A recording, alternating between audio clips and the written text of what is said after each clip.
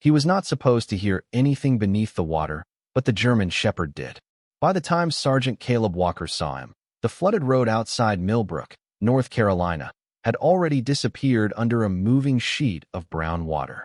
It was just after sunrise, though the sky still looked bruised from the storm, low and gray and heavy, with rain ticking softly against the hood of Caleb's pickup like tired fingers. Pine branches floated past the broken center line. A mailbox leaned sideways, half drowned.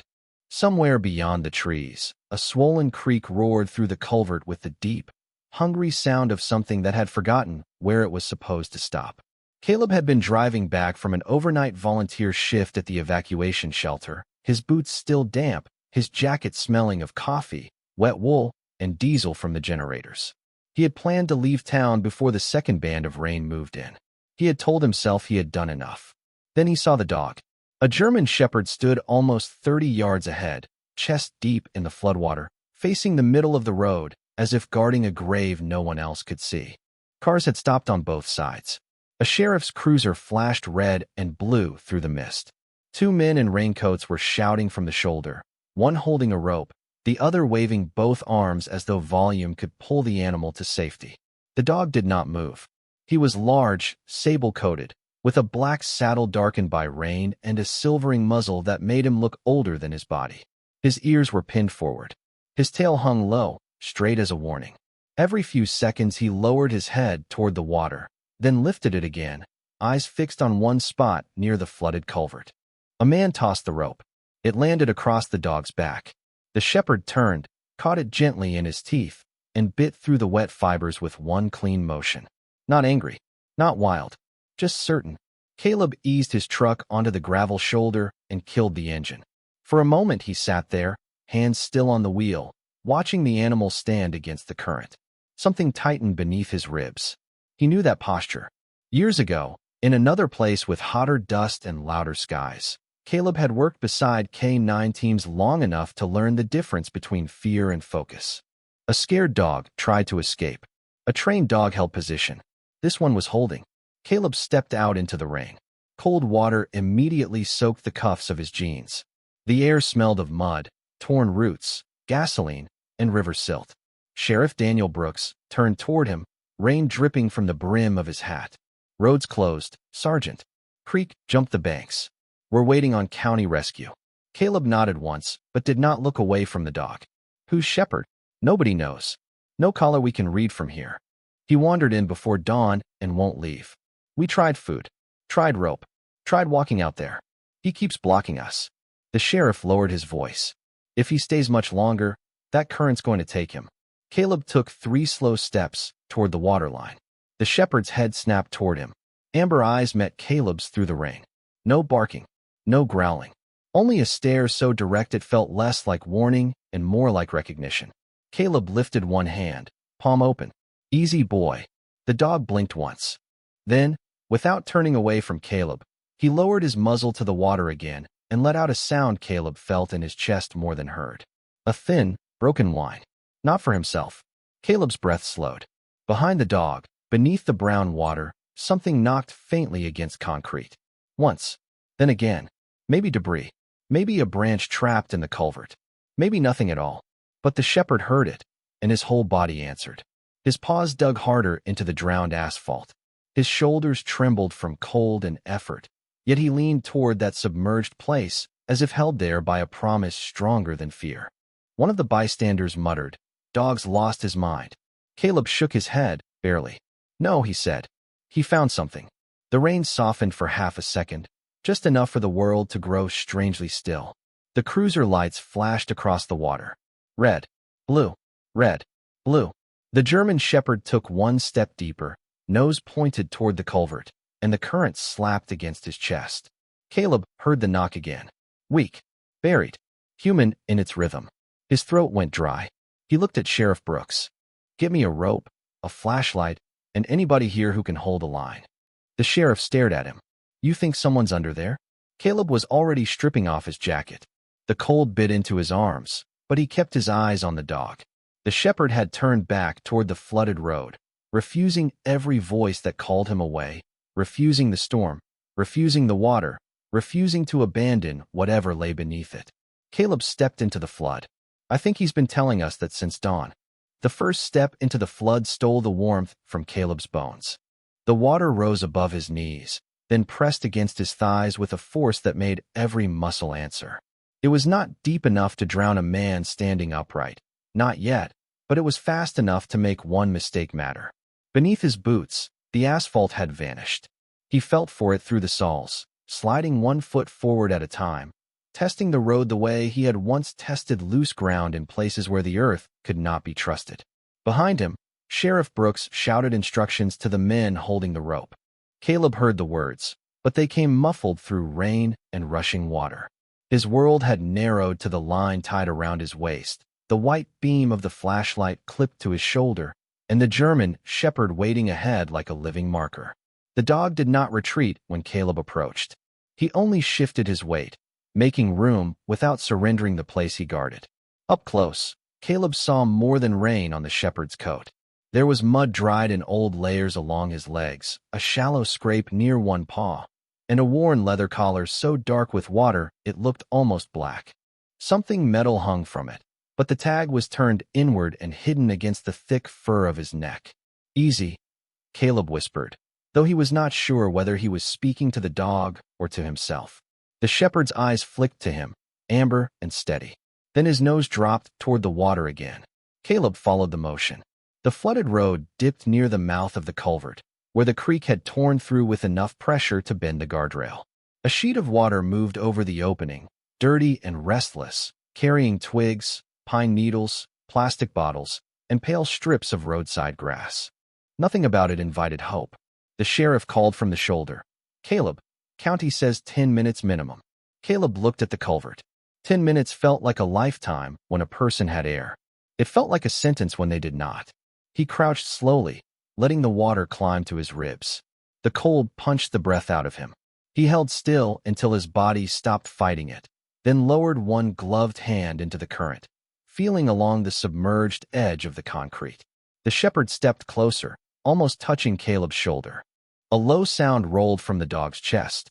Not a threat, not panic, but urgency held tight. Caleb found the culvert rim. Smooth concrete, bent metal. A clot of branches jammed across the opening. Then his fingers brushed cloth. He froze. The water slapped against his side. He reached again and caught the fabric between 2 fingers, pulling gently at first, then harder when it resisted. Something yellow emerged from the brown water, twisted around a strand of wire and packed with mud. Caleb freed it and lifted it into the rain. A child's raincoat. Small, bright yellow beneath the grime. The kind a parent buys because storms are less frightening when a child looks like sunshine. The shoulder went quiet in a way Caleb felt even over the creek. Sheriff Brooks waited 2 steps closer, his face changing. "Is there a name?" Caleb turned the coat over with numb hands. On the left side, stitched in blue thread above a tiny embroidered fire truck, was one word. "Noah." For a moment, no one moved. Then a sound rose from behind the parked cars, sharp with fear and love. A woman broke through the line of bystanders, wearing blue medical scrubs under a rain jacket, her blonde hair pulled loose from a tired knot, her face pale from the kind of terror that arrives before proof. "Noah," she said, not loudly at first, as if the name had been knocked out of her. Sheriff Brooks turned. "Emily, stay back." But Emily Carter was already at the waterline, one hand pressed to her mouth, the other reaching toward the little coat, as though touching it could change what it meant. "That is his," she whispered. "That is my son's." Caleb felt the air tighten around them. Emily looked from the coat to the culvert, then to the German shepherd. He was supposed to be with Mrs. Harlan. "I got called into the emergency room before dawn. They said he was on the evacuation bus." Her voice cracked, but she did not collapse. Some people broke loudly. Some stood straighter because braking would cost too much time. He had his toy soldier. He always carries it when he is scared. Caleb looked back at the water. The shepherd suddenly pushed past him, not enough to knock him over, just enough to reach the culvert mouth. He plunged his muzzle beneath the surface and came up coughing, then pawed hard at the submerged debris. Caleb grabbed his collar before the current could turn him sideways. "Hold on, boy." The dog fought him for one breath, then stopped. Not because he gave up, because something changed. His ears lifted. His body went still. Caleb leaned closer. The rain tapped his neck. The flood moved around him. At first there was only water, only the dull grinding of branches beneath the road. Then it came again. 3 faint knocks. Slow, uneven, from under the pavement. Emily heard it too. Her eyes widened, filling with a hope so fragile it looked painful. Caleb pressed his palm flat against the drowned concrete, and the German shepherd lowered his head beside him, both of them listening to the same impossible sound. Caleb turned toward the sheriff, his voice calm because fear would not help the boy beneath the road. He is not downstream. Sheriff Brooks stared at the culvert as the meaning settled over everyone. Caleb tightened the rope around his waist and handed the yellow raincoat back toward the shoulder. He is under us. Caleb did not move right away. He stayed half-crouched in the flood, one palm against the submerged concrete, listening as if the whole morning had become a heartbeat. The knocks did not come again. That made them worse. A sound could be explained. Silence had teeth. Emily Carter stood at the waterline with Noah's yellow raincoat clutched in both hands, her face washed pale beneath the rain. Sheriff Brooks had one arm extended in front of her, not holding her back roughly, only keeping her from stepping into a current that would not care how much a mother loved her child. "Caleb," the sheriff called, "talk to me." Caleb lifted his eyes from the water. "There is a pocket under the road."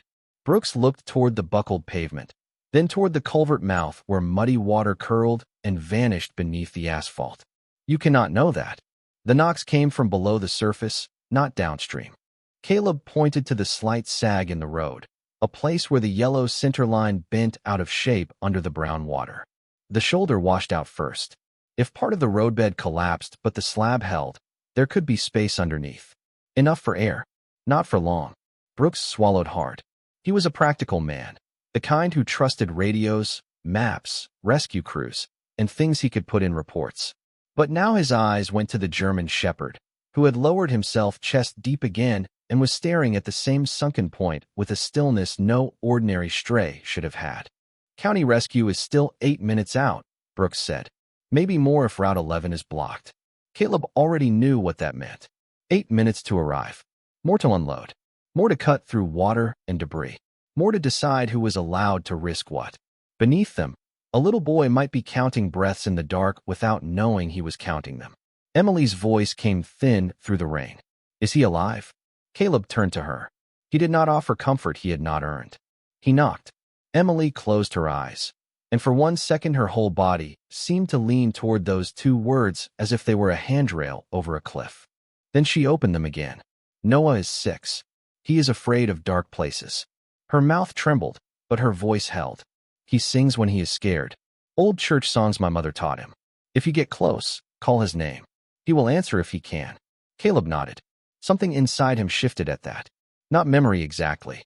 More like a door he had kept shut beginning to breathe at the edges. A flood. A child. A voice that might fade if no one reached it in time. He pushed the thought away and focused on the work. "Sheriff, I need the longest line you have. Tie off to that oak and the cruiser frame. Double knots. I need someone watching the water level at the guardrail. If it rises another 6 inches, you pull me out whether I argue or not." Brooks stared at him. "You always this calm when you are about to do something foolish." Caleb looked at the shepherd. The dog was shivering now, but still would not leave the culvert. Only when a dog makes a better argument than people. A few of the bystanders moved then, not with panic but with purpose. One man ran to a pickup for tow straps. Another opened the back of the sheriff's cruiser and pulled out flares, blankets, and a second flashlight. A woman in a red parka began guiding cars farther back from the flooded dip. The road, which had been a scene of helpless staring minutes before, became a small line of hands trying to matter. Caleb waded closer to the shepherd and finally reached for the metal tag against his collar. The dog allowed it, though his eyes never left the water. Caleb turned the tag outward and wiped it with his thumb. The letters were scratched, dulled by years of weather and use, but still readable in pieces. Search Unit 17. Below that, a name worn almost away. "Ranger." "Ranger," Caleb said softly. The shepherd's ears twitched. The name landed. Not as a guess, as a memory. Caleb felt the change travel through the animal, a slight lift in the head, a tightening of the shoulders, a recognition too disciplined to be joy. "All right, Ranger," Caleb whispered. Show me. The dog stepped forward immediately, pressing his body into the current until the water reached the base of his neck. Brooks shouted for Caleb to hold back, but Caleb moved with him, one hand gripping the collar, the other sweeping beneath the surface. Ranger dipped his muzzle again and pulled at a knot of branches lodged across the culvert. Caleb joined him, tugging free pieces of pine, weeds, and torn plastic fencing. The current stole some of it from his hands. Other pieces spun away, bumping against his ribs before disappearing downstream. Then Ranger stopped. His head jerked toward the right side of the culvert, where the road's edge had crumbled under the water. Caleb followed and saw it. A narrow gap between concrete and washed-out earth, no wider than a mailbox slot, breathing bubbles every few seconds.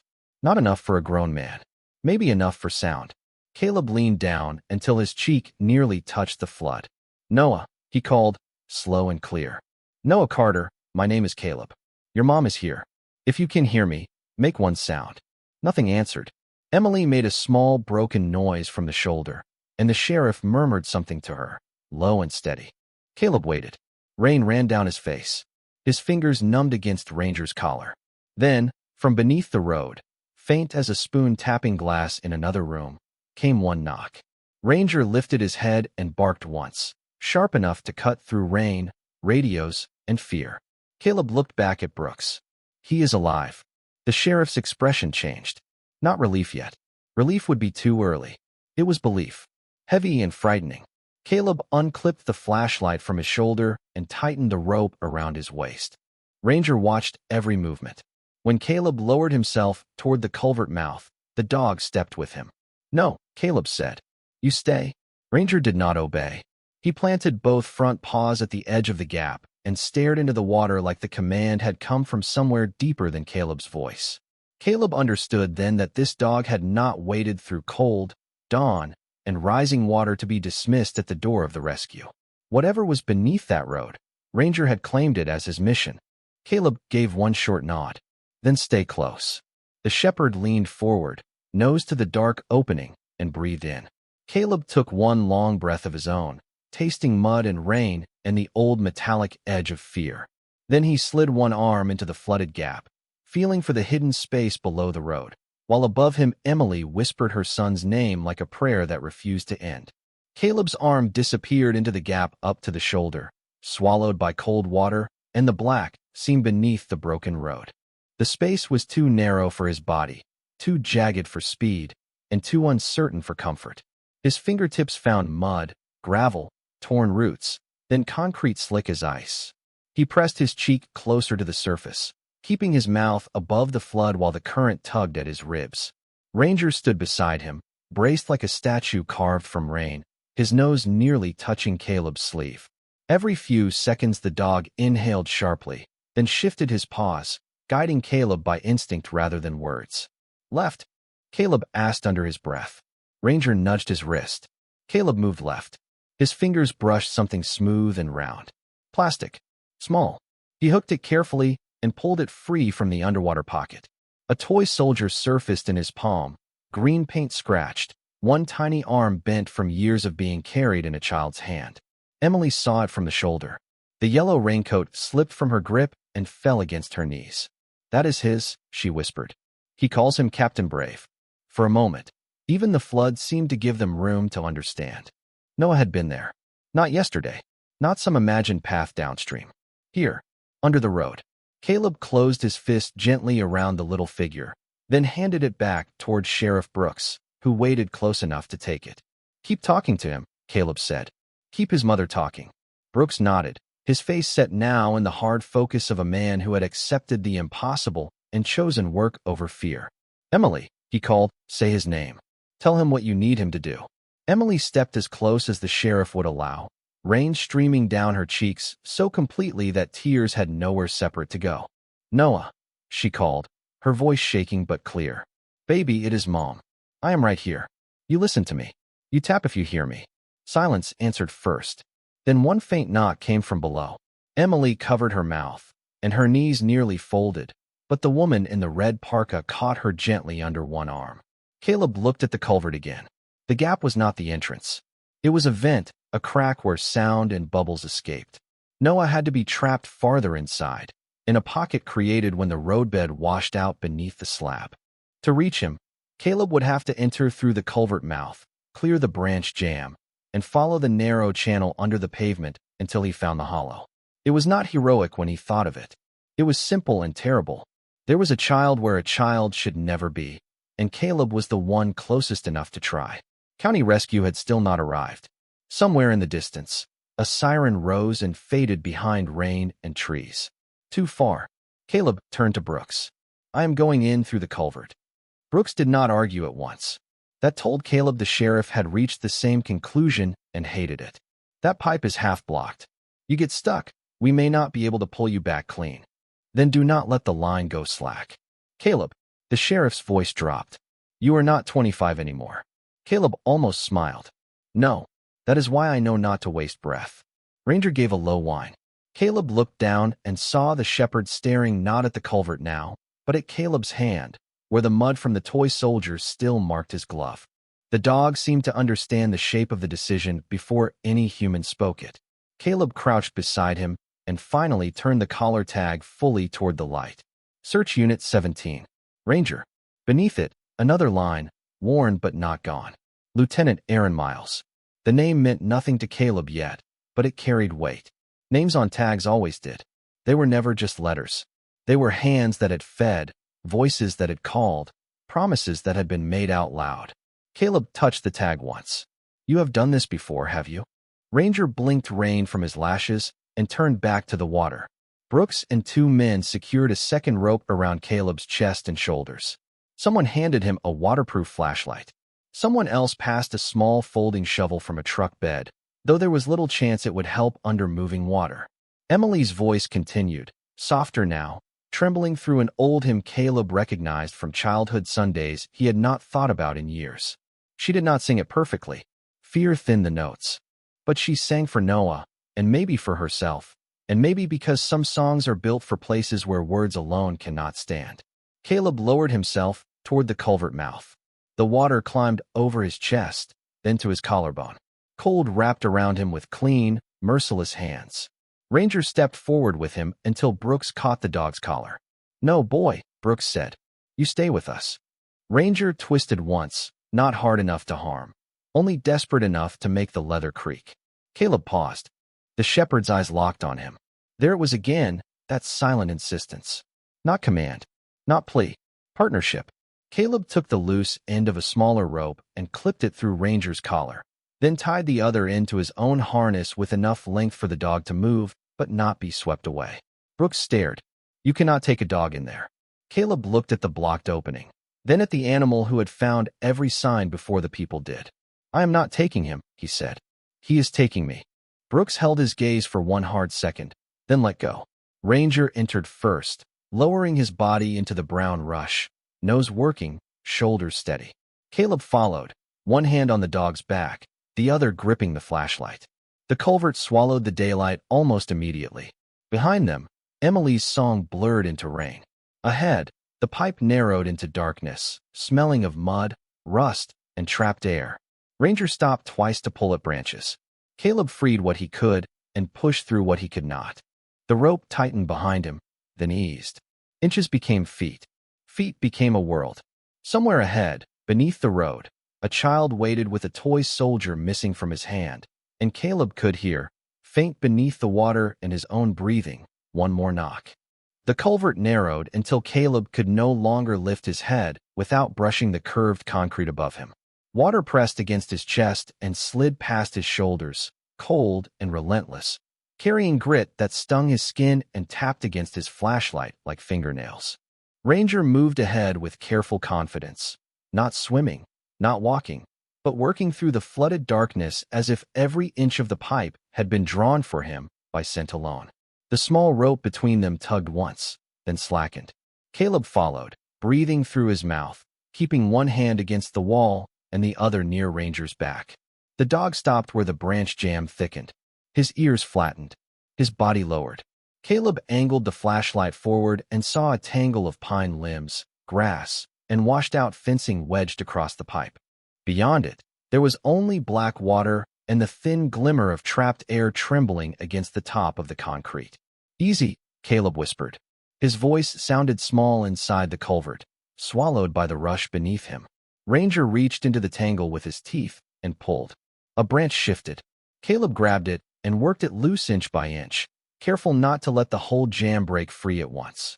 Too much movement could change the pressure under the road. Too much force could steal the last pocket of air from wherever Noah waited. Outside, the rope tightened twice, a signal from Sheriff Brooks. Caleb tugged back once. Still here. Still moving. Ranger pulled again, then froze. Caleb froze with him. Through the pipe came a sound so faint it seemed less heard than remembered. Not a knock this time. A voice. Small. Shaking. Far away. "Mom." Caleb closed his eyes for half a second. Not in prayer exactly, but close. Then he lowered his face toward the gap above the water. "Noah," he called, calm and strong, letting the pipe carry his words. "My name is Caleb. Your mom is right outside. She is singing for you." There was a pause. Water hissed between them. Then the child's voice came again, broken by distance and fear. "It is dark." Caleb swallowed the ache that rose in his throat. "I know, buddy. But you are not alone anymore." Ranger gave one soft bark, gentle enough that it did not echo harshly. From somewhere ahead, Noah made a sound that was almost a sob and almost a laugh. "Dog." "Yes," Caleb said. "His name is Ranger. He found you." The dog pushed forward at the sound of his name, shoulders straining, nose working faster. Caleb cleared another branch, then another. Mud clouded the water until the flashlight beam became a pale smear. The pipe bent slightly to the right, and beyond the bend Caleb saw the place where the world had gone wrong. The culvert wall had cracked near the top, opening into a low hollow beneath the roadway. Part of the soil had washed away, leaving a cramped pocket between concrete, roots, and the underside of the asphalt slab. Air had collected there, just enough to keep a small child alive. Ranger climbed onto a mound of lodged debris and stretched his neck toward the opening, whining deep in his throat. Caleb edged closer, every movement slow. "Noah, can you see any light?" "A little," the boy whispered. "I see the dog." Caleb raised the flashlight higher. There, tucked in the pocket like a bird fallen into a drain, was Noah Carter. 6 years old, small in a blue sweatshirt, damp hair stuck to his forehead, one cheek muddy, both arms wrapped around himself. His lips trembled from cold. His eyes were wide, but open, alive. Caleb had seen many kinds of courage in his life. Loud courage, proud courage, the kind men talked about later over coffee and silence. But this was different. A little boy in the dark, answering when called. Holding on because his mother's voice had reached him through rain and concrete. Caleb kept his face steady. "There you are," he said softly. "You have been doing a good job, Noah." Noah looked at Ranger. He stayed. "Yes, he did." I heard him scratching. Ranger stretched farther, nose nearly touching the boy's shoe. Noah reached one shaking hand toward him, but could not bridge the gap. Caleb studied the opening. Too narrow to pull Noah straight through while the debris remained. Too unstable to dig quickly. Water lapped at the lower edge of the pocket. It was rising, not fast, but steady. Caleb looked back the way he had come. The culvert seemed longer now. Darker. The rope to the outside trembled in the current. He needed help, and help was still minutes away. He needed time, and time was leaving through every ripple. "Noah," Caleb said, "I need you to listen carefully. I am going to make more room. Ranger is going to stay right here with you. Do not leave." The words came so small Caleb nearly lost them under the water. Caleb leaned closer, bracing one hand on the concrete. "I am not leaving. Marines do not leave people behind." Noah's eyes filled, but he nodded. Ranger lowered himself at the opening, his face inches from the boy's hand, breathing slow and steady as if teaching the child how. Caleb reached into the debris and began clearing the packed branches one careful piece at a time. Each pull made the pocket groan softly. Each groan made Noah flinch. Caleb kept talking through it, telling him about the rain outside, about his mother waiting, about the warm blanket he would get, about hot chocolate with extra marshmallows when this was over. He did not know if any of it would be true. He only knew hope sometimes needed a shape small enough for a child to hold. Then Noah whispered, "Mr. Caleb? I am here." I dropped Captain Brave. Caleb looked at the empty little hand, then thought of the toy soldier, now safe with Sheriff Brooks. Your captain is outside guarding your mom, Caleb said. He did his job. Now you do yours. What is my job? Keep breathing. Keep looking at Ranger. Keep listening to my voice. The boy nodded again. Ranger's tail moved once beneath the water, slow and certain. Caleb freed another branch. The opening widened by an inch. Maybe two. Outside, faint through the pipe, a new sound arrived. Sirens. Closer now. But beneath that came another sound, low and troubling, from somewhere above them. A deep shift in the roadbed. Caleb felt it through his palm before he understood it in his mind. The hollow was changing. The water had eaten more earth away. Ranger lifted his head sharply. Noah's eyes widened. Caleb kept his voice calm, though his heartbeat had begun to count down. Noah, he said, reaching both arms toward the pocket. When I tell you, you crawl to me. Not fast, not scared, just straight to my hands. The boy stared at the dark water between them. I cannot. Ranger whined and pressed his nose against the child's fingers. Noah touched him at last, barely, but enough. Something passed through that small contact. Trust, warmth, a reason. Caleb saw the boy take one trembling breath, then another. Yes, you can, Caleb whispered. Ranger came all this way because he knew you could. The sound above them came again, deeper this time, not loud, but wrong. It moved through the concrete like a tired groan, and Caleb felt Noah's small pocket of air tremble around them. A few crumbs of muddy soil slipped from the edge and tapped into the water. Noah pulled his hand back from Ranger's nose, eyes wide, his breath turning quick and shallow. Caleb kept his own face still. Fear was allowed inside his chest, but not in his voice. Look at me, Noah. The boy tried, but his gaze kept darting upward. Is the road falling? The road is tired, Caleb said.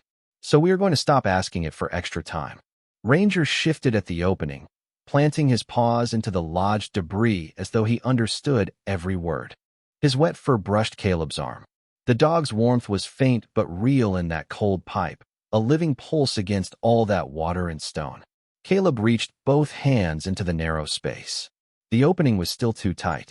Noah could get his shoulders through if he turned sideways, but the edge beneath him was cluttered with roots and small branches. Caleb needed to clear just enough. Not perfect. Perfect was a luxury. Alive was the goal. Behind him, the rope tugged twice, harder than before.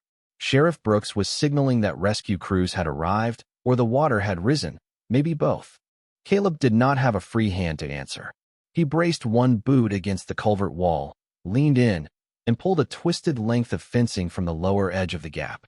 It scraped against concrete with a harsh metallic cry that made Noah flinch. Ranger barked once, softer than before, steadying. Caleb glanced at the dog. Keep him with us. Ranger lowered his head again until his nose was inches from Noah's fingers. The boy touched him, just the tips at first, then rested his small palm against the shepherd's muzzle. Ranger did not move. He breathed slowly, patiently, like a lighthouse, choosing not to blink. Caleb freed another root. The opening widened. Water sloshed into the hollow, climbing around Noah's sneakers. It is getting cold, Noah whispered. I know. My feet feel funny. Caleb's jaw tightened, but his voice stayed gentle. That means it is time to move. You are going to come toward me like you are crawling through a blanket fort. Do you ever make those? Noah blinked. The question reached him through the fear. With couch pillows. Good. This is just the worst blanket fort in North Carolina. And Ranger is waiting at the door. A tiny, trembling breath left the boy. Not quite a laugh. Close enough to matter. Caleb heard men shouting faintly from outside now, voices magnified and warped by the culvert. A rescue worker called his name.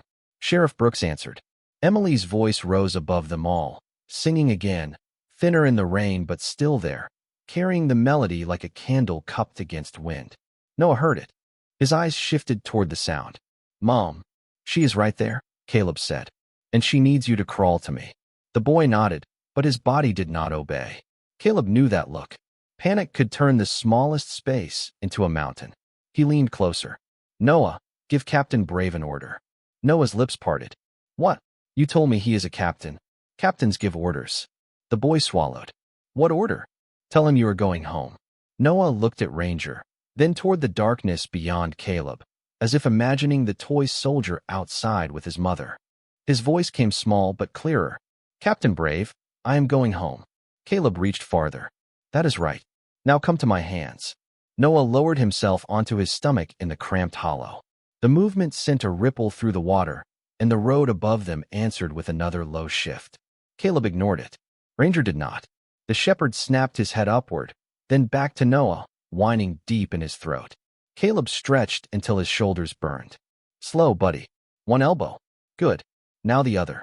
Noah slid forward an inch, then stopped when his sweatshirt caught on a root. I'm stuck. Not stuck. Just paused. Caleb reached in, fingers searching by touch, found the snag, and tore the fabric free without pulling the boy too hard. Again, Noah moved. 1 inch. 2. His small hand found Caleb's glove. Caleb closed around it carefully, not yanking, only anchoring. I have you. Noah began to cry then, quiet and exhausted. I want my mom. You are going to see her in just a minute. Caleb shifted his grip under Noah's arm. The opening pressed against the boy's shoulders. Too tight. Caleb turned him gently. Sideways. Like you were sliding between 2 pews at church. I do not like this. I would be worried if you did. Ranger nudged Noah's other hand, and the boy clung to the wet fur at his neck. Caleb felt the dog brace. Not pulling. Supporting. Letting the child believe there was something strong enough to hold. Together, inch by inch, they brought Noah through the gap. His shoulders cleared. Then his chest. The water in the culvert reached his waist, and the cold stole the breath from him in a sharp gasp. Caleb immediately drew him against his own body, keeping the boy's face above the surface. That is it. I have you. Ranger has you. Outside, the rope tightened again, urgent now. Caleb gave one hard tug back. Pull slow. He tucked Noah against his chest, turned carefully in the cramped pipe, and realized the passage behind them had changed. The branch jam they had cleared was shifting in the current, sliding back across their exit like a door trying to close. Ranger saw it first. He lunged forward and seized a branch in his teeth, holding it aside while the water rushed around his shoulders. Caleb moved. There was no room for grace, only purpose. He pushed Noah ahead of him, one arm wrapped around the boy, the other feeling for the rope. The current caught Caleb's side and twisted him into the wall. He absorbed it, keeping Noah high. The boy coughed, scared but breathing. Close your eyes, Caleb said. Think about your mom's song. Ranger backed through the pipe in front of them, still gripping the branch, paws scraping for purchase. The shepherd's body shook from effort, but he refused to release until Caleb and Noah passed the worst of the blockage. Then the branch tore free and vanished past them into darkness. Ranger stumbled, recovered, and pressed against Caleb's leg as if asking whether the child was still there. He is here, Caleb breathed. Keep going. The daylight at the culvert mouth appeared as a gray oval ahead, blurred by rain and flashing red and blue. Voices grew louder. Hands reached into the pipe. Sheriff Brooks was on his knees in the water, rope wrapped around one forearm, face soaked, eyes fixed on the boy. We see you, he shouted. Bring him to me. Caleb lifted Noah as high as he could. The rescue workers caught the child first, gentle hands under his arms, a blanket already open behind them. Emily screamed his name, not in terror now, but in the fierce disbelief of a mother seeing the world give back what it had almost taken. For one shining second, Caleb thought they had made it clean. Then Noah went limp in the rescuer's arms, his head falling against the blanket, his small body, too, still beneath the rain. Emily's cry changed. Sheriff Brooks turned sharply. Caleb tried to climb out after him, but his legs faltered in the cold water. Ranger pushed past, scrambling onto the flooded road, shaking, stumbling, then dragging himself toward the place where they laid Noah down. The German shepherd reached the boy before Caleb did. He lowered his soaked head beside Noah's hand and let out a sound so soft it barely rose above the rain, a broken whine that sounded almost like a plea. Caleb pulled himself onto the road, chest heaving, and looked at the child they had fought the water to find. Around them, the storm seemed to hold its breath. Ranger stayed beside Noah, as if the whole world had narrowed to the rise and fall that was not yet there. The rescue workers moved quickly around the boy, voices low and urgent, hands careful, blankets opening like wings over the wet pavement. Emily knelt, so close Sheriff Brooks had to hold one arm gently across her shoulders, not to keep her away from her son, but to keep space for the people trying to bring him back from the edge. Caleb crawled the last few feet on his hands and knees, water streaming from his sleeves, his breath coming hard in the cold morning air. He had seen stillness before. He hated how quiet it could make everything around it. Noah lay on his back beneath the gray sky, small and pale, his blue sweatshirt dark with floodwater, his lashes resting against his cheeks. The yellow raincoat sat nearby in the mud, bright and useless as a fallen flag. One rescue worker checked for breathing. Another reached for equipment. Emily whispered her son's name once, then again, each time softer, as if loudness might scare the moment away. Caleb forced himself upright. His legs shook, but he moved to Noah's side and met the eyes of the nearest medic, a broad-shouldered man in a county rescue jacket. No words passed between them at first. They did not need many. There was work to do. Caleb placed his hands where he had been trained to place them, steady and exact, while the medic prepared the breathing mask. He counted under his breath, not fast, not frantic. 30 compressions. 2 breaths. Again. Rain collected on Noah's forehead and rolled into his hair. Ranger lowered his muzzle to the boy's hand and gave one soft whine. Emily pressed both hands to her mouth. "Please," she whispered. "Not to anyone visible. Maybe to God. Maybe to the road. Maybe to every second her child had held on beneath it." Sheriff Brooks stood over them with his hat in one hand now, rain silvering his gray hair. His radio crackled at his shoulder, but he did not answer it. All down the flooded road, people had gone silent. The man who had brought the tow straps stood with his palms clasped. The woman in the red parka held Captain Brave, the little green toy soldier, against her chest like it too needed warmth. Even the siren of the rescue truck seemed to fade behind the hush. Caleb kept counting. His arms burned. His chest ached from the cold pipe and the memory rising behind his ribs. Years ago, in a flash flood half a world away, he had reached for someone and come back with empty hands. He had carried that emptiness in silence until it learned the shape of him. He had told himself some doors did not open twice. But now there was Noah and the dog, and a mother's him trembling in the rain, and Caleb would not stop while there was still a breath left anywhere in the morning. "Come on, buddy," he said, voice rough but steady. "You did the hard part. Come back the rest of the way." The medic leaned close with the mask. Another cycle. Another breath. Noah did not move. Emily made a sound that seemed to leave her whole body. Ranger suddenly lifted his head. His ears came forward. Not toward the people. Not toward the road. Toward Noah.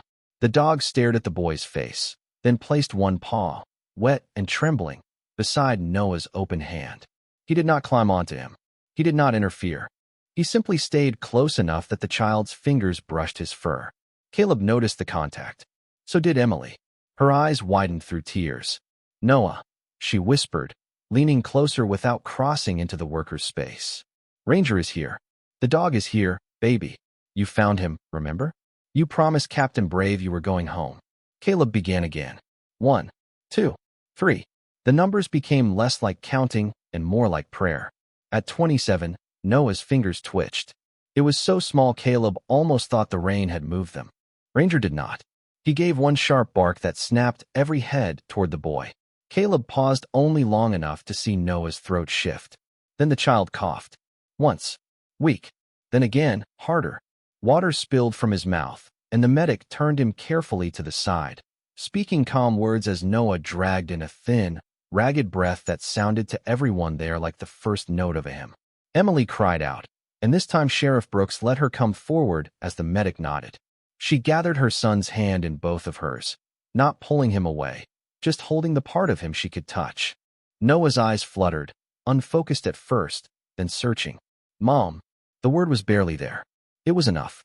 Emily bent over his hand and wept into the rain. Caleb sat back hard on the pavement, all strength leaving him at once. He looked at Ranger. The shepherd had lowered his head again, eyes half closed, body shaking from cold and exhaustion. But his tail moved once, slow against the water. Not celebration. Completion. County Rescue lifted Noah onto a stretcher and wrapped him in warm blankets, checking him as they moved. Emily walked beside him, one hand never leaving his. When they placed Captain Brave against Noah's chest, his small fingers curled around it. Caleb watched the ambulance doors open, watched the boy disappear into light and warmth, watched Emily turn at the last second and look back at Ranger with a gratitude too large for words. Only then did Caleb notice the dog had not followed. Ranger stood near the edge of the flooded culvert, staring at the water again. His job should have been finished. Noah was alive. His mother was with him. The road was full of people now, but the shepherd's posture had changed. Not urgent this time. Heavy. Remembering. Sheriff Brooks came to Caleb's side, breathing hard, his uniform soaked through. "That dog saved him," he said quietly. Caleb did not answer. His eyes were on the metal tag hanging from Ranger's collar, the name beneath the scratches catching a flash of cruiser light. Lieutenant Aaron Miles. Brooks followed his gaze. The sheriff's face slowly lost its color. "I know that name," he murmured. Caleb turned to him. Brooks looked from the tag to the flooded road, then to Ranger, who still watched the water as if listening to ghosts beneath it. 3 years ago, the sheriff said, voice low enough that only Caleb could hear. Different county. Same kind of storm. Marine rescue volunteer. Canine handler. He went into floodwater after 2 kids near a washed-out bridge. The children made it home. Brooks swallowed. Lieutenant Miles did not. Caleb looked back at Ranger. The shepherd stood in the rain, older than he had seemed an hour ago, his sable coat dripping, his amber eyes fixed on the brown current. Not lost. Not confused. Waiting for a voice that would never call him back. Caleb felt something inside him go very still. This had never been just instinct. It had been memory with pause. A promise that had survived 3 years of roads, storms, hunger, and silence until another child needed the same mercy. Ranger had not refused to leave the water because he was stubborn. He had refused because once, someone he loved had gone into a flood and never returned, and this time the dog was determined that the story would end differently. The ambulance pulled away with its lights flashing against the rain, carrying Noah and Emily toward Millbrook General, and for the first time since dawn the flooded road felt too quiet. The siren faded behind the trees until only the creek remained, rolling beneath the broken pavement with a voice that sounded less angry now, almost tired. Caleb stayed seated on the wet asphalt, elbows on his knees, water dripping from his hair and sleeves, watching Ranger stand near the culvert as if the dog still owed something to the water. Rescue workers moved around them in slow, practical patterns. Cones were set. Radios spoke. A county engineer pointed toward the sagging roadbed and shook his head. Sheriff Brooks gave orders with a steadiness that did not reach his eyes. Everyone had work to do, but every few seconds someone looked back at the German shepherd. No one said much. Some moments do not tolerate noise. Caleb rose carefully, his legs stiff from cold, and walked toward Ranger. The dog did not turn until Caleb was close enough to touch him. Up close, the old shepherd looked smaller than he had in the flood, not weak, just spent. Mud clung to his legs. His chest rose and fell in uneven breaths. The worn tag on his collar rested against his wet fur, catching pieces of red and blue light from the cruiser. Search Unit 17. Ranger. Lieutenant Aaron Miles. Caleb crouched beside him. "You knew this road," he said softly. Ranger's amber eyes shifted toward him, then back to the water. Sheriff Brooks came to stand a few feet away, hat in his hands, rain running down the lines of his face. "After Lieutenant Miles died, they searched for his dog for weeks," he said. "Posters, county alerts, volunteers. The family said Ranger slipped his lead during the memorial service. They thought he ran into the woods chasing a scent." Brooks looked at the flooded culvert. Maybe he never stopped chasing it. Caleb rested one hand lightly on Ranger's back. The dog did not lean in at first. He stood rigid, listening to a place that had already given back the child. "Did Miles have family?" Caleb asked. "A sister in Raleigh. Parents passed before that. He was from around here originally. Folks said he came home after leaving active duty and helped with rescue work whenever storms hit. Quiet man. Good man." Brooks paused. People remembered the children he saved. They did not know what to do with the dog he left behind. The words settled into Caleb like cold water finding a seam. He thought of the names men carried home. The names stitched into uniforms, pressed into metal, folded into flags, spoken once at ceremonies, and then swallowed by everyday life. He thought of Ranger wandering through back roads and fields, living on scraps, following storms, waiting for the shape of the old mission to return. A dog does not understand retirement. A dog does not understand memorial speeches. A dog understands scent, voice, duty, and the last place love disappeared. Caleb scratched gently behind Ranger's ear. This time, The shepherd's eyes closed for half a second. Not surrender. Permission. A rescue worker approached with a wool blanket and a bowl of water. He needs a veterinarian, the man said. Maybe hypothermia, maybe a bad paw. We can transport him with animal control. At the words animal control, Ranger's body tightened. Caleb felt it beneath his palm. The dog took one small step backward, not toward the road, not toward escape, but toward the culvert again, as if any cage might be another kind of abandonment. Caleb stood slowly. No, the rescue worker blinked. Sir, I will take him. Brooks looked at him. Caleb, you sure? Caleb watched Ranger, the way the dog's ears flicked at his voice, the way exhaustion had not softened the stubborn dignity in his posture. He pulled me to that boy. He held the line when I could not see. He has earned a ride in the front seat, not a kennel in the back of a truck. The rescue worker nodded once, understanding more than the words. He handed Caleb the blanket. Caleb opened it carefully and draped it over Ranger's back. For a moment the dog flinched, then stood still. Warmth, when life has taught you to expect loss, can feel like a trap before it feels like mercy. Caleb did not rush him.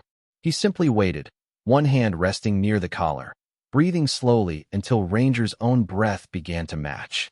Across the road, a firefighter held up Captain Brave, the little toy soldier, sealed now in a clear evidence bag only because people needed procedures when miracles left objects behind. Caleb smiled faintly. Noah would want that back. He imagined the boy in a hospital bed under warm blankets, Emily beside him, both of them listening to doctors explain how close the water had come and how impossible his survival seemed. But Caleb knew there had been nothing impossible about the dog's choice. It had been loyalty doing what loyalty does, staying after everyone else leaves. A county truck arrived to close the road completely. The engineer warned that the pavement could give way if anyone remained too close. Brooks ordered the last bystanders back. The woman in the red parka made the sign of the cross before walking to her car. The man with the toe straps wiped his face with both hands and looked embarrassed to be crying in the rain. Caleb guided Ranger toward his pickup, moving slowly because the dog limped on his right front paw. At the passenger door, Ranger stopped and looked back one final time. The flooded road lay empty now, its broken centerline disappearing beneath brown water, its culvert breathing foam and rain. No child called from below. No hidden knock answered. Only the creek remained. Ranger lowered his head. Caleb understood without being told. Some places become graves even when no body rests there. Some become chapels because love refused to leave. He made it home today, Caleb said quietly. The boy made it home. Ranger stood still. Then, with a sound almost too soft to hear, he exhaled and turned away from the water. The heater in Caleb's pickup worked slowly, breathing warm air into the cab while rain traced crooked lines down the windshield. Ranger lay across the passenger seat with the wool blanket over his back, too tired to sit upright, but not too tired to watch the road. Every time the truck passed standing water, his ears lifted. Every time a siren sounded in the distance, his eyes opened wider. Caleb noticed, but said nothing. Some wounds did not need questions. They needed miles, warmth, and someone willing to stay quiet. At Millbrook Veterinary Clinic, Dr. Hannah Reed met them at the side door before Caleb could knock. She was in her early 40s, fair-skinned, with tired blue eyes and gray-blonde hair tied under a navy clinic cap, the kind of woman who looked gentle until an emergency required command. Sheriff Brooks had called ahead. She examined Ranger with careful hands, speaking softly while the dog watched Caleb instead of her.